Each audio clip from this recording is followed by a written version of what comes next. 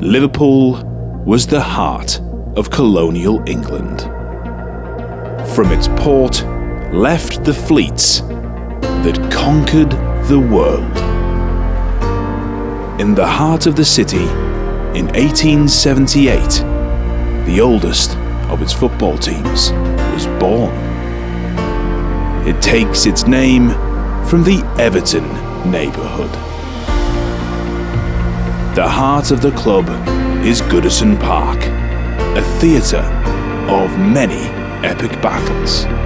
Many champions have helped shape its history, but a club would be nothing without all those people who guarantee the continuity of its traditions every single day.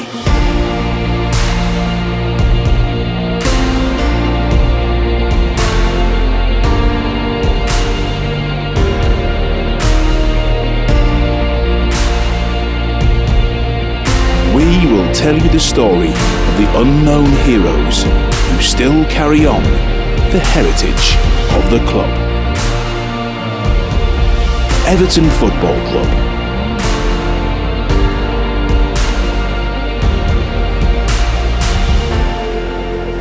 I was a season ticket holder first. Firstly and foremost, I'm an Evertonian, and I used to come and watch the match, and I had a friend who was a steward, and because of my background, I used to be in the Royal Navy. He told me, he said, you'd suit Everton. And I came, I had a look. I started off as a normal crowd steward, and then I moved on to a safety steward, and then on and on and on. And just as it went, it was just a progress for me. I just enjoyed it, you know. Being part of Everton Football Club is what I wanted to be. I could never ever play for them. I'd like to have done, but the next best thing is to work for them. When I first started with the club 30 years ago, we didn't have a proper laundry. We used to send the young players, which was like the work experienced players, we want to call them, send them down to a laundrette, a local laundrette, and they'd wash all the laundry and things like that. So I'd come in to change it, and then we got a proper outside laundry. Used to come in and take all the laundry away and get it washed every day. So we used to have like one training kit. Now they have 4 training kits, you know. So it's just a bigger operation than it used to be. We had like 20-30 players in our old training ground, which was Belfield. Now we have 60-70 players and maybe 20-30 staff. Just get changed every day. So it's a lot bigger than it used to be. My job, obviously working in the Premier League environment, is very important. You could have whole squads go down with illnesses. So part of my job is to go into hotels and make sure things are prepared properly. Obviously at the training ground as well, we have very high standards in cleanliness and footwork and things like that.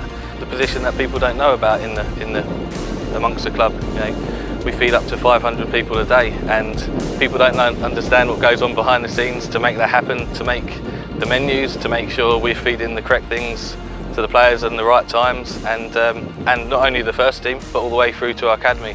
We only serve the best food from the first team down towards the kids.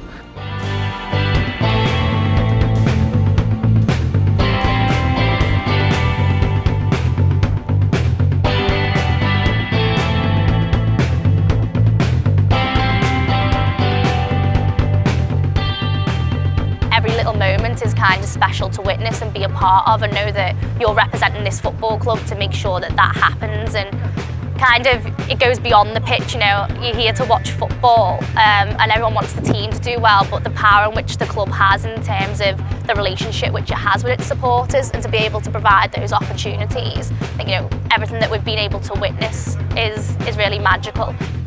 We will manage the club's relationship with all the supporters clubs that we've got around the world.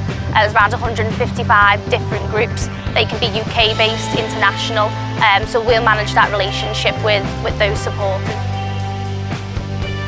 I'm really proud of it. I mean, I've done this for quite a period of time now, and I do it because I really, really enjoy it. I find it worthwhile. But yes, you're right, as a football fan, I think you probably picked up Evertonians are very, very interested in the real baseline issues of the football club. Some football fans will just come, watch the team and go home.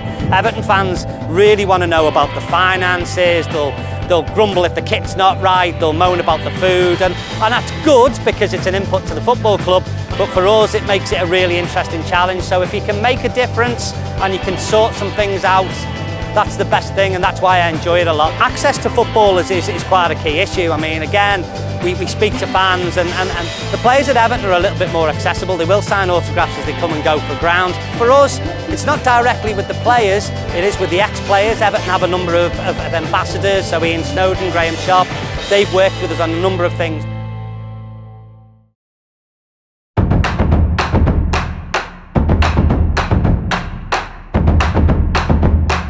I know when I signed in 1987, I had the biggest decision ever to make in my life. It was either Everton or Liverpool, and I spoke to both clubs, and it was Everton for me, and to this day it's still Everton. It's basically to spread the word, to spread the love of Everton Football Club, and we do a lot with Everton in the community. We go into schools, we go into hospitals, we go to see fans in general if they're not very well, and we also travel with the first team as well, which is very good.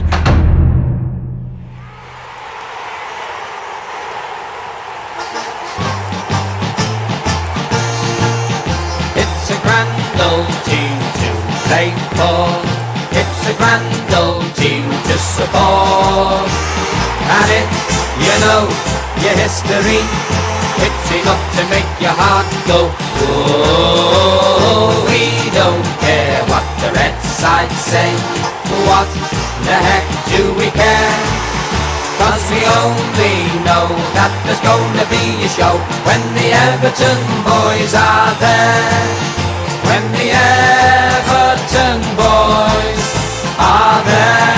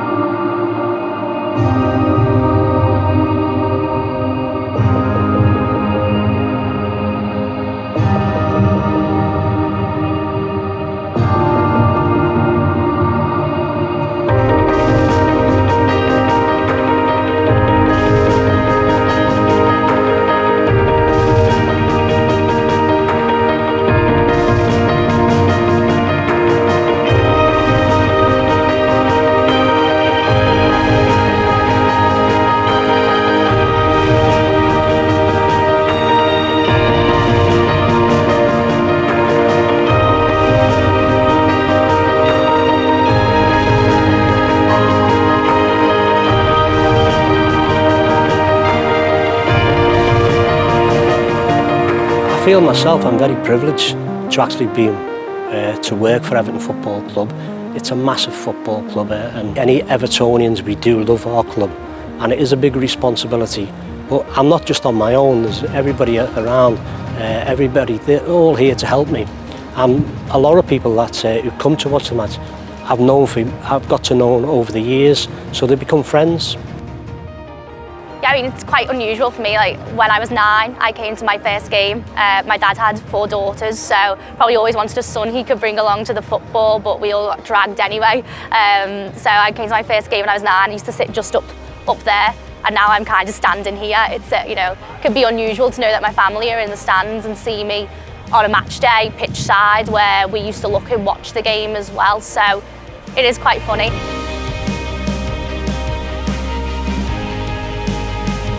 Everyone that comes to Everton should go away, so that I do with my son and people do. You've always got a story to tell, you've always got a memory of when you've been to a football match, and for us as a fans forum, we have to make sure people always have those memories of a good time at Everton Football Club. Well, it's a privilege, to be honest. We have members who love Everton. They are all volunteers. They put a lot of their time and effort into the society. So it's a privilege to be working with some of those people, and the support that we get from the club is second to none. All give us wonderful support, and it's great to be able to work with the club. Fantastic relationship. Yeah, we work very closely together. They seek information from us around historical events, and maybe they receive queries from the relatives of former players that they forward on to us, and we respond to those queries. It's called the People's Club, and it is the People's Club, and that's the way we want to try and keep it. You know, we do quite a lot for a local hospital, which is called Alderhay, which is a children's hospital. Players go down there, and every time players go down there, we try and give them something to take with them to surprise some children and things like that, you know what I mean? And that's what the club does. We have got a lot of history to this club, and I just enjoy working for it, and I wouldn't work anywhere else, only Everton.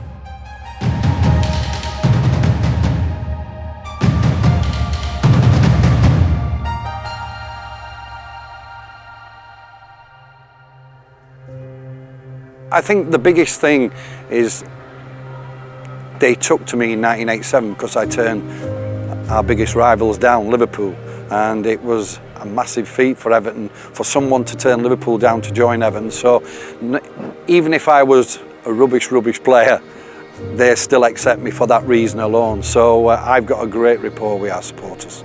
Pulled up to the England squad for the 1990 World Cup, and I got injured. I had a serious injury. I was out for 2 seasons. But the biggest thing, I was sub after 2 years of injury, and I remember Howard Kendall saying, "Go and get warmed up." And the place all stood up and applauded as I went down running towards to stretch off to get ready to come on. And there was only about 4 or 5 minutes of the game left, and we were winning comfortable. I think that's why he put me on, because we couldn't lose really. But I just took my tracksuit off, and the whole place stood up and applauded, and that was the best feeling I've ever had on a football field.